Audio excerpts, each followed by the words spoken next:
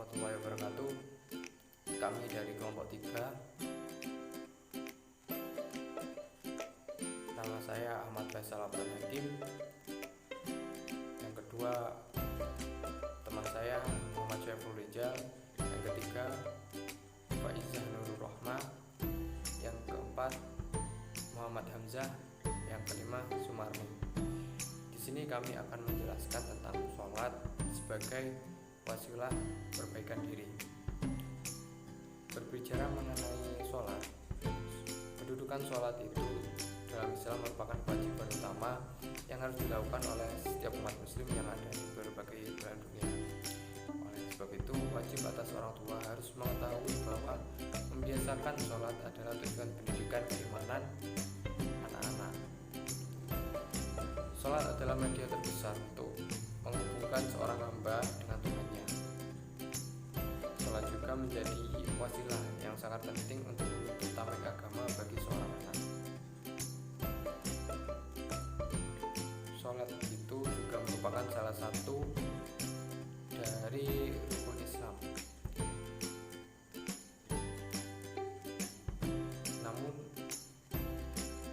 sholat ini diwajibkan atas tiap-tiap muslim yang sudah balik lagi berakal, dan juga atas tiap-tiap muslimah yang sudah akilah baligho, yang tidak dalam haid dan nifas. Kewajiban sholat ini tertera juga di dalam Al-Quran surat Al-Bayyinah ayat 5 yang artinya begini: padahal mereka hanya diperintahkan menyembah Allah dengan ikhlas mentaatinya dalam semata-mata karena menjalankan agama, dan juga agar melaksanakan sholat, menunaikan zakat, dan itu merupakan agama yang lurus. Baik, untuk membahas tentang lebih dalam lagi tentang sholat sebagai wasilah perbaikan diri, kami juga akan membahas tentang apa sih sholat itu, kemudian apa saja macam-macam tentang sholat, dan bagaimana tentang sholat, dan juga pembentukan karakter, dan apa saja dari dalil yang memerintahkan kita untuk sholat. Jadi simak video ini sampai selesai, dan penjelasan tersebut akan dijelaskan oleh teman-teman saya berikutnya. Pengertian sholat. Sholat menurut bahasa Arab artinya doa, yang mana telah tertera dalam surat At-Taubah ayat 103 yang artinya berdoalah untuk kalian, sesungguhnya doamu itu dapat menerangkan jiwa untuk kalian, dan Allah Maha mengetahui lagi Maha mendengar. Sedangkan pengertian sholat secara istilah banyak dikemukakan oleh para ahli, salah satunya yakni Tengku Muhammad Hasbi Asyid. Beliau berpendapat bahwa pengertian sholat yang telah ditetapkan oleh para ahli fikih, sholat adalah beberapa ucapan dan perbuatan yang dimulai dengan takbir dan disudahi dengan salam. Dengannya kita beribadah kepada Allah Subhanahu wa taala. Selanjutnya yaitu macam-macam sholat. Sholat terbagi menjadi 2 bagian, yaitu sholat fardu dan sholat sunnah. Sholat fardu merupakan sholat yang wajib dikerjakan bagi setiap umat muslim. Sholat fardu tersendiri menurut hukumnya terdiri dari 2 hukum. Yang pertama yaitu fardu ain, yang mana fardu ain ini diwajibkan bagi setiap individu atau bagi setiap orang muslim, seperti halnya sholat 5 waktu yang biasanya kita kerjakan setiap hari, dan juga sholat Jumat yang biasanya dilakukan oleh kaum laki-laki di setiap hari Jumat. Yang kedua yaitu fardu kifayah, yang mana fardu kifayah ini diwajibkan bagi seluruh umat muslim. Namun kewajiban tersebut bisa gugur apabila telah dilaksanakan oleh sebagian muslim yang lain, dan bisa dihukumi dosa apabila tidak ada yang melaksanakannya sama sekali. Kemudian macam-macam sholat yang kedua yaitu sholat sunnah. Sholat sunnah merupakan sholat yang dianjurkan untuk dilaksanakan namun tidak diwajibkan, sehingga tidak berdosa bagi orang-orang yang meninggalkan sholat sunnah. Sholat sunnah juga memiliki macam-macam tersendiri, yakni yang pertama, sholat sunnah yang dilakukan secara sendiri-sendiri atau bisa disebut dengan sholat munfarid. Di antaranya seperti sholat duha, sholat tahajud, sholat safar, sholat tahiyatul masjid, sholat rawatib, dan lain-lain. Yang kedua yaitu sholat sunnah yang dilakukan secara berjamaah. Di antaranya seperti sholat tarawih, sholat 2 hari raya yaitu hari raya Idul Fitri dan hari raya Idul Adha. Kemudian sholat 2 gerhana yaitu gerhana bulan dan gerhana matahari, dan juga sholat witir. Di sini saya akan menjelaskan tentang sholat dan pembentukan karakter. Sebelum kita memasuki penjelasan yang utama, kita membahas dulu tentang pembentukan karakternya. Apa sih pembentukan karakter itu? Pembentukan karakter ini menurut bahasa Arab berasal dari kata khuluq, sajiyah, dan tab'u yang mempunyai budi pekerti, tabiat, dan watak. Sedangkan menurut Azka dan Zubaidi pada karangannya, pada bukunya yang berjudul Pendidikan Karakter Islam tahun 2019, yakni karakter adalah tabiat seseorang yang direkam oleh otak, sehingga seseorang itu dalam situasinya dapat direkam dengan moral yang baik. Dan adapun beberapa pembentukan karakter melalui sholat, yakni dalam pendidikan budi pekerti ada 2 pengintegrasian yang dapat dilakukan. Yang pertama, pengintegrasian dalam kehidupan sehari-hari. Yang kedua yakni pengintegrasian dalam kegiatan yang diprogramkan. Dalam kegiatan yang diprogramkan ini, pihak pembina atau guru itu bertugas sebagai mentoring yang membuat program di dalamnya yang diisi dengan motivasi, tausiah, dan tanya jawab yang berkaitan dengan hal kepribadian mereka.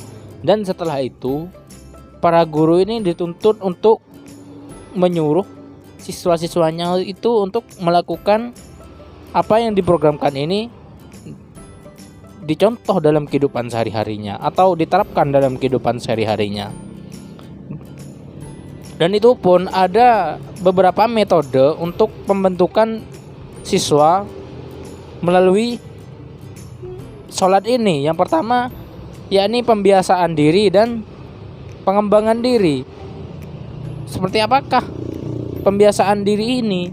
Seperti sholat duha, sehingga siswa itu membiasakan dengan disiplin, dengan istiqomah, dan yang lain-lain, serta membiasakan sholat duha ini menjadi rutinitas dalam kehidupan sehari-harinya. Dan yang kedua ini yakni metode keteladanan. Nah, di dalam metode keteladanan ini, guru ini sangat berperan dalam metode ini, karena hal yang dicontoh oleh siswa itu kebanyakan dari gurunya. Ketika guru itu telat, maka siswa akan merasa risih atau kenapa guru saya ini telat, kok saya bisa sehingga situasi kelas akan malah tidak aktif kembali. Lebih baik jika ada kesibukan atau ada masalah yang sangat penting, kita harus izin atau bilang terlebih dahulu sehingga dalam pembelajaran kita dapat digantikan oleh guru pengganti atau bisa diisi orang lain sebentar saja. Dan yang ketiga yakni nasihat dan perhatian. Nah, di dalam ini siswa ini kan jelas pasti ada yang berbeda-beda karakter. Dari pembedaan karakter ini kita harus pintar-pintar bagaimana mengantisipasi ketika siswa kita itu tidak mengerti dalam pembelajaran kita. Bukan malah kita marahi atau dengan mengecemooh mereka sehingga mental mereka itu down, atau malah mereka itu insecure bahwa dirinya itu tidak mampu. Berikan kita nasihat, berikan motivasi kepada mereka bahwasanya menuntut ilmu adalah kewajiban bagi mereka, dan berikan semangat sehingga mereka itu dapat semangat dalam pembelajarannya. Di sini saya akan menjelaskan tentang dalil-dalil perintah sholat. Nah, di dalam Al-Quran maupun hadis terdapat banyak sekali perintah-perintah sholat. Salah satunya yaitu pada surah Az-Zariyat ayat 56 yang berbunyi A'udzu billahi minasyaitonir rajim. Bismillahirrahmanirrahim. Wa ma khalaqal jinna wal insana illa liya'budun. Yang artinya, dan aku tidak menciptakan jin dan manusia melainkan supaya mereka mengabdi kepadaku. Nah, di surah lain terdapat juga perintah sholat, yaitu pada surah Al-Bayyinah ayat 5 yang berbunyi A'udzu billahi minasyaitonir rajim. Bismillahirrahmanirrahim. Wa ma umiru illa liya'budullaha mukhlishina lahuddin hunafa'a wa yuqimus sholata wa yu'tuz zakata wa dzalika dinul qayyimah. Yang artinya, padahal mereka tidak disuruh menyembah Allah dengan menjalankan ketaatan kepadanya dalam menjalankan agama yang lurus, supaya mereka mendirikan sholat dan menunaikan zakat, dan demikianlah itulah agama yang lurus. Nah, di surah lain juga terdapat, yaitu pada surah Al-Baqarah ayat 4 yang berbunyi A'udzu billahi minasyaitonir rajim. Bismillahirrahmanirrahim. Wa aqimus shalah wa atuz zakah warka'u ma'ar raki'in. Yang artinya, dan dirikanlah sholat dan tunaikan zakat dan rukuklah bersama orang-orang yang rukuk. Dari segi hadis sendiri juga terdapat perintah sholat, yaitu dari Abu Hurairah radhiyallahu anhu. Ia berkata, aku pernah mendengar Rasulullah Shallallahu alaihi wasallam bersabda, sesungguhnya amal seorang hamba yang pertama kali dihisab di hari kiamat adalah sholatnya. Jika sholatnya bagus, ia akan menang dan sukses, dan jika sholatnya rusak, maka ia menyesal dan rugi. Maka jika ada kurang dari sholat fardunya, Tuhan Azza wa Jalla berfirman, lihatlah kalian apakah hambaku mempunyai amal sholat sunnah, maka itulah yang dapat menyempurnakan kekurangan fardunya. Kemudian semua amalannya juga seperti itu. Hadis rawahu Tirmizi. Selanjutnya yaitu hadis yang diriwayatkan oleh Abu Dawud yang berbunyi dari Am bin Su'aib dari ayahnya, dari kakeknya. Ia berkata, Rasulullah Shallallahu alaihi wasallam bersabda, perintahkanlah sholat anak-anak kalian yang sudah berumur 7 tahun dan pukullah mereka karena telah berumur 10 tahun.